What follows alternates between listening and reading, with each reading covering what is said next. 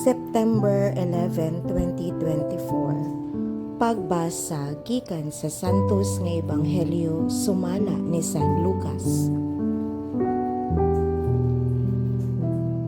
Unya mitan-aw si Jesus sa iyang mga tinun-an ug miingon, "Bulahan kamong mga kabos kay inyo ang gingharian sa Dios.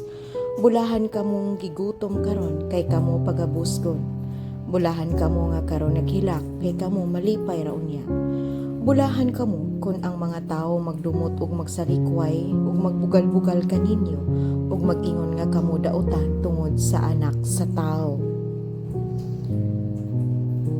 Paglipay kamo kun kini mahitabo ug pagsayaw sa kasadya kay dako ang ganti nga gitagana alang kaninyo didto sa langit.